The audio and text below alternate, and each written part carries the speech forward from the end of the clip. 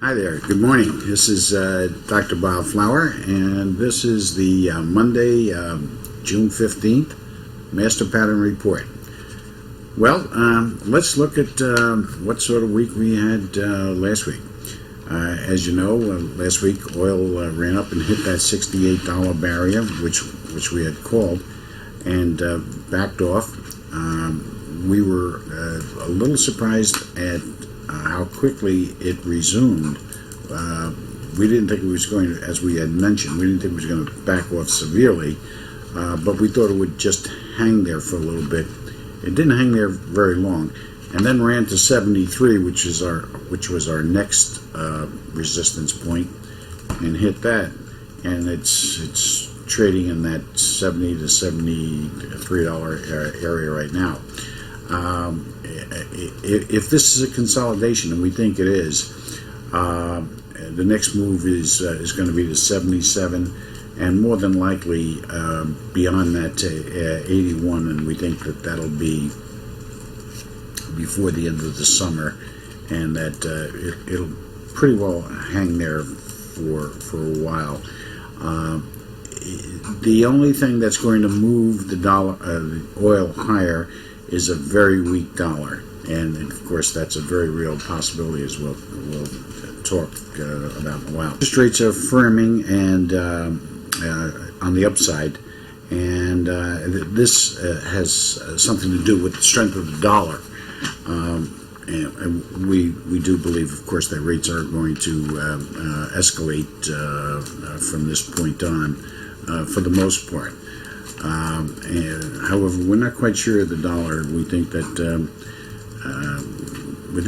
there's some weakness that although it's been very strong this week, we don't know how long that's going to last. We don't think it's going to be something of a continuing nature, and may well peter out at least before midsummer, and maybe even before the end of this month. Okay, so next week we think that silver is going to continue down to around the $13 level, and possibly even the $11 level. And certainly at $12 or $11, we're going to be buyers. In fact, we'd be buyers at 13 if we felt that's the bottom. But we're looking at 13 first.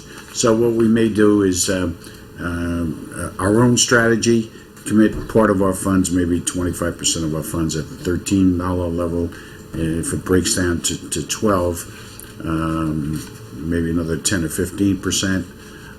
And then if it does get down to the 11, then commit the balance of our funds at that level. Now I'm talking about the balance. I'm talking about the funds that we are allocating to the purchase of silver, not all of our funds.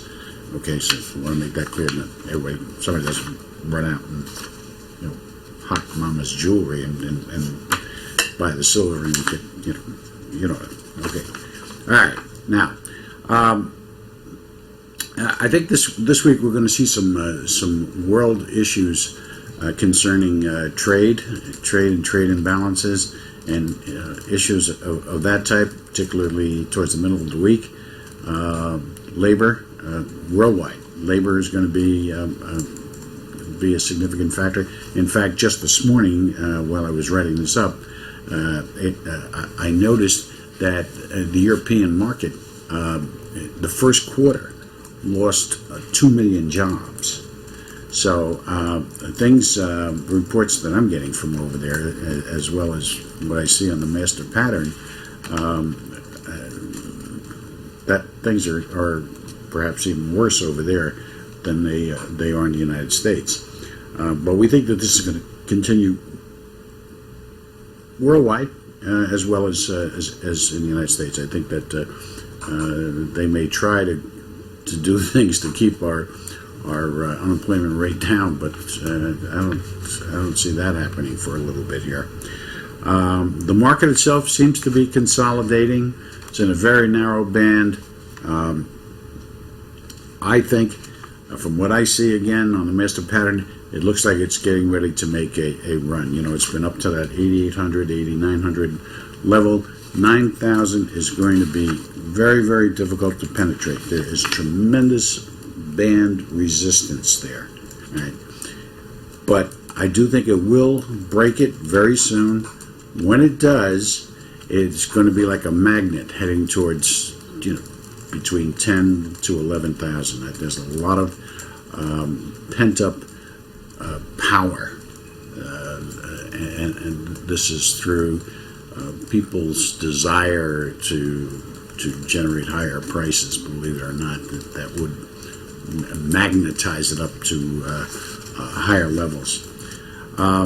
So keep an eye on that. Breaking through the 9,000 level is going to be critical. If it does, and you may want to take a shot at the market for that point, play it for 1,000 points, or 700-800 points, or whatever your style is. Check with your professional guy so you don't get caught there.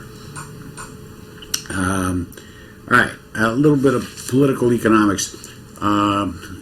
Some good things have been coming out of Washington lately.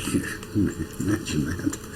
The new financial rules that they're attempting to put in place can be very good. In particular, the derivatives, where they're going to regulate derivatives and the derivative agents. I think in particular is very good, because that's what caused this whole mess, and the whole notion of buying mortgages and fractionalizing them and then selling off different interests all over the world, to the point where people don't even know, foreclosure institutions, foreclosure officers don't even know who owns the mortgage anymore, because they're so fractionalized. So that type of regulation is very good, and I think it would help. It depends on how it's going to be employed, how it's going to be structured specifically, and how people are going to attend to it. Government agencies. After all, we did have agencies in place to watch everything that was going on with Madoff, for example, and it didn't work. So, rules and regulations are great, but, we have to remember that it's people that make these things go or not go. And just like us with the government, if we don't get on their case and stay on them, that's the problem. One last thing here.